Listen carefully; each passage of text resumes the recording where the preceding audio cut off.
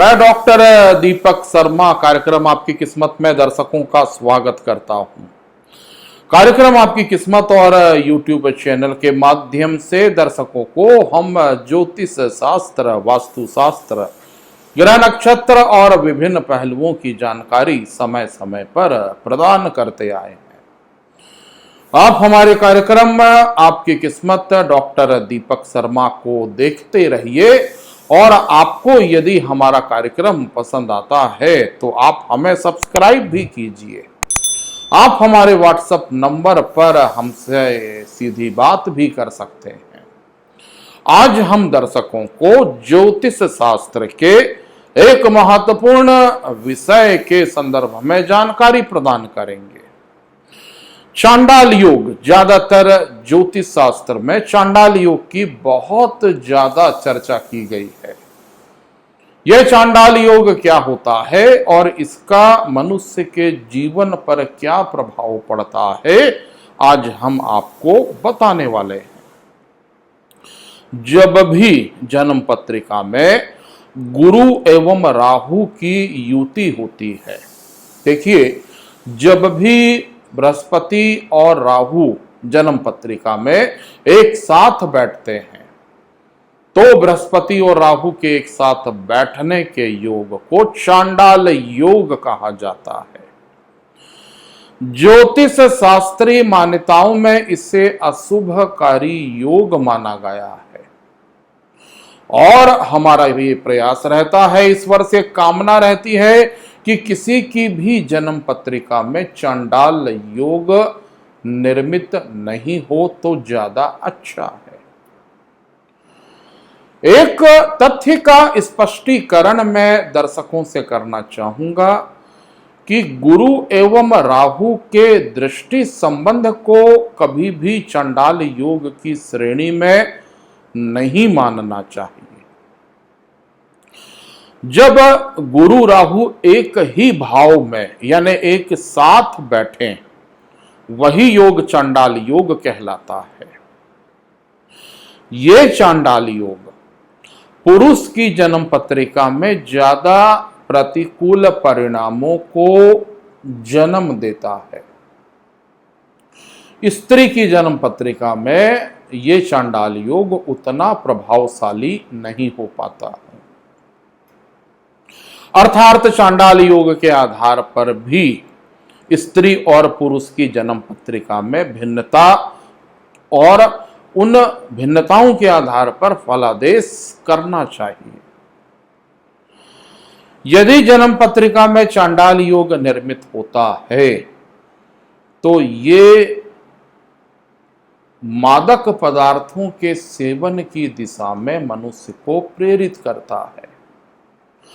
मनुष्य झूठ बोलता है, मनुष्य के कहने और करने में भिन्नता होती है। चांडाल योग बृहस्पति के शुभ प्रभावों में कमी लाता है। जातक को आडंबरीय जीवन जीना पड़ता है। इस चांडाल योग में मनुष्य दिखावा या प्रदर्शन करता है। वो असत्य के मार्ग का अनुसरण करता है और झूठ बोल करके अपने जीविका को संचालित करता है। यह चांडाल योग मनुष्य को बुरे कार्यों को करने की दिशा में प्रेरित करता है। मनुष्य में कुटिलता आ जाती है। वो कूटनीति कर, वो असत्य बोलकर अपने कार्यों को करवाने लगता है। पाप और पुण्य में वो भिन्नता नहीं कर पाता है। चांडाल योग मनुष्य की शांति को भी भंग करता है। चांडाल योग यदि जन्म पत्रिका में है तो ऐसे मनुष्य के मस्तिष्क में कुविचार सदा चलते रहते हैं। वो दूसरों का अहित करने का प्रयास करता है। वो कभी भी सत्य के मार्ग का अनुसरण नहीं कर पाता है और उसका यह प्रयास रहता है कि वो दूसरों को छल कपट के माध्यम से उनके हक को छीने, उनका शोषण करे। चंडाल योग कटु वाणी को बुलवाने का भी कारक ग्रह माना गया है। मनुष्य अपशब्दों का प्रयोग करता है। चंडाल योग होने पर मनुष्य के द्वारा ऐसे कार्य किए जाते हैं जो कि निंदनीय होते हैं। यदि प्रथम भाव में चंडाल योग निर्मित हो तो मनुष्य का व्यक्तित्व रहस्यमय हो जाता है, बहुत ज्यादा मायावी हो जाता है। प्रथम भाव में चंडाल योग मनुष्य के संपूर्ण व्यक्तित्व को प्रभावित करता है। ऐसा व्यक्ति छल कपट के मार्ग का अनुसरण कर अपने जीविका को चलाता है। यदि द्वितीय भाव धन स्थान पर चंडाल योग निर्मित हो तो गलत तरीकों से धन अर्जित करता है। जुआ, सट्टा, लॉटरी या और ऐसे अनैतिक कार्यों से धन की प्राप्ति मनुष्य को होती है। गलत कार्य से अपने आर्थिक योजनाओं को लेकर के वो व्यक्ति अपनी जीविका संचालित करता है। पराक्रम भाव में यानी तृतीय भाव में चंडाल योग निर्मित हो तो ऐसा व्यक्ति बड़े बड़े लोगों की सेवा में लगा रहता है। राजनेताओं की चाटुकारिता करके लाभ अर्जित करता है। उसके कृत्य सदा बड़े बड़े लोगों के समीप रह करके लाभ अर्जित करने की दिशा में होते हैं। बड़े बड़े लोगों के संपर्क का लाभ उठा करके और असत्य बोल करके वो समाज के लोगों से धन अर्जित करता है। चतुर्थ भाव जो कि सुख माता का होता है, इस स्थान पर चंडाल योग हो तो मनुष्य लूट खसोट कर संपत्ति अर्जित करता है।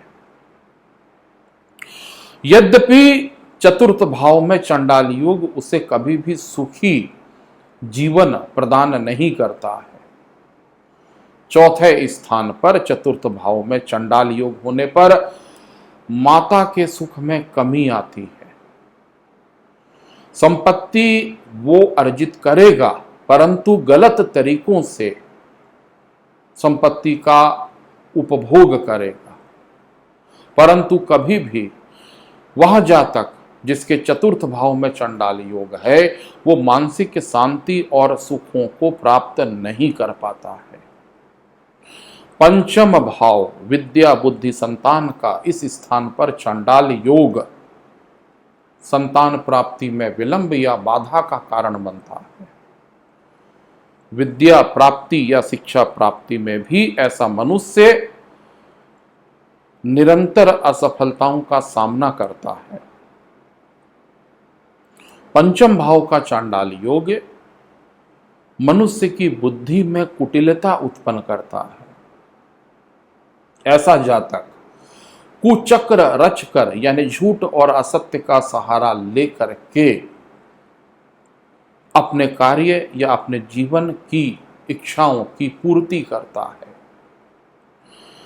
छठवें स्थान पर चांडाल योग बने तो बृहस्पति के छठवें स्थान पर चांडाल योग के कारण पाचन तंत्र से संबंधित विकार उत्पन्न होते हैं। वो मनुष्य पाचन तंत्र से संबंधित रोगों के कारण परेशान होता है। सातवें स्थान पर यदि चांडाल योग बने तो जातक का जीवन साथी अच्छा नहीं होता है। जीवन साथी से कष्टों का सामना करना पड़ता है। सप्तम भाव में चांडाल योग विवाह में विलंब का कारक भी बनता है। सप्तम भाव का चांडाल योग ऐसे जीवन साथी से विवाह करवाता है जिसे बाद में देख करके पश्चाताप होता है। दुख होता है।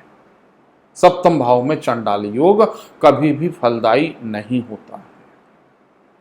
8वें स्थान पर चंडाल योग मनुष्य के लिए सदा प्रतिकूल परिणामों को लेकर के आने वाला होता है। यहां पर बृहस्पति 8वें स्थान पर कभी भी अच्छा फल प्रदान नहीं करते हैं। और अष्टम भाव में यदि बृहस्पति के साथ राहु की उपस्थिति है तो ये चंडाल योग अष्टम भाव में घोर कष्ट का कारण बनता है। रोग और कष्ट, शारीरिक पीड़ा इस चंडाल योग के कारण उत्पन्न होती है। नवम भाव धर्म, अध्यात्म और आपके भाग्य का होता है। इस स्थान पर चंडाल योग बनता है तो धर्म की हानि होती है। मनुष्य धार्मिक क्रिया तो करता है परंतु आडंबर और प्रदर्शन के लिए करेगा। ऐसे लोग जो कि धर्म का व्यापार करते हैं, ऐसे लोग जो कि धर्म को आडंबर के तौर पर प्रदर्शित करके अपने दरबार को सजाते हैं, ऐसे लोग जो कि असत्य बोल करके अपनी प्रतिष्ठा या धार्मिक प्रतिष्ठा अर्जित करते हैं, उनके नवम भाव में चंडाल योग की उपस्थिति देखी गई है। धर्म का छदम प्रचार प्रसार यानी झूठा प्रचार प्रसार नवम भाव के चंडाल योग के कारण निर्मित होता है। दसम भाव आपके कैरियर का, आपके व्यापार का, इस स्थान पर चंडाल योग होने पर मनुष्य ऐसे कार्य करता है जिन कार्यों में पाप की ज्यादा भागीदारी होती है, यानी ऐसे कार्यों से जो कि उचित नहीं है, उन कार्यों को करके अपने कैरियर का वो निर्माण करता है या अपने व्यापार में गलत चीजों का समावेश करता है।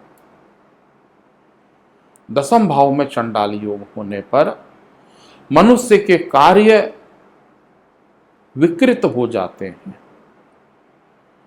चोरी छुपे वो ऐसे कार्य करने लगता है और धन अर्जित करने लगता है जिसे शायद समाज के सामने उजागर किया जाए तो वो तिरस्कृत होगा। दसम भाव में चंडाल योग प्रतिकूल परिणामों को देने वाला होता है। 11वां स्थान आपके लाभ का स्थान, इस स्थान पर चंडाल योग का कोई ज्यादा प्रतिकूल प्रभाव नहीं होता है, क्योंकि ये एक ऐसा भाव है जिस भाव में कोई भी ग्रह या कोई भी योग होगा तो मनुष्य लाभ का अधिकारी बनता है। अर्थात 11वें भाव में यदि चंडाल योग है तो बहुत ज्यादा प्रतिकूल परिणाम हमें प्राप्त नहीं होते हैं। 12वां स्थान यदि चंडाल योग निर्मित हो तो ऐसा व्यक्ति अपने घर से दूर रह करके अपने जीवन को संचालित करता है। हो सकता है वो विदेश चले जाए या अपने परिवार, घर या अपने जन्म स्थान से दूर रह करके अपनी जीविका संचालित करे। दर्शकों को यह तथ्य भी मैं बतलाना चाहूंगा कि यदि चंडाल योग में गुरुदेव नीच के हैं यानी बृहस्पति अपने मकर राशि में है तो ये चंडाल योग और भी ज्यादा प्रभावी हो जाता है। यानी बृहस्पति के नीच का होने के कारण चंडाल योग का प्रभाव बढ़ जाता है। यदि बृहस्पति यहाँ पे चंडाल योग में अपने धनु अथवा मीन राशि में है तो चंडाल योग के अशुभ प्रभावों में न्यूनता आती है। यानी चंडाल योग तो बनेगा परंतु बृहस्पति के स्वराशिगत होने के कारण चंडाल योग का प्रभाव कुछ कम हो जाएगा। यानी बहुत ज्यादा अशुभ प्रभाव जातक को नहीं प्राप्त होगा। यदि चंडाल योग में देवगुरु बृहस्पति अपने उच्च कर्क राशि में है तो चंडाल योग का प्रभाव बहुत ज्यादा कम हो जाता है। बृहस्पति की उच्चता के कारण राहु बहुत ज्यादा प्रतिकूल परिणाम उत्पन्न नहीं कर पाते हैं। इसलिए चांडाल योग का फलादेश करने के पहले हमें बृहस्पति और राहु की राशि पर भी विचार करना चाहिए। और यदि चांडाल योग आपकी जन्म पत्रिका में बना है तो आपको बृहस्पति से संबंधित पीले पदार्थ जैसे पीली दाल, खिचड़ी, बेसन बूंदी के लड्डू या पीला वस्त्र, इन पदार्थों को गरीबों को दान करना चाहिए। चांडाल योग के प्रतिकूल प्रभावों को कम करने के लिए केले के पौधे की भी पूजा की जाती है और केले की जड़ को गले में धारण भी किया जाता है। बृहस्पति को प्रसन्न करके आप चांडाल योग के दुष्प्रभावों से मुक्त हो सकते हैं। आने वाले समय में दर्शकों को ऐसी ही रोचक जानकारी को लेकर के मैं आपके समक्ष उपस्थित होता रहूंगा।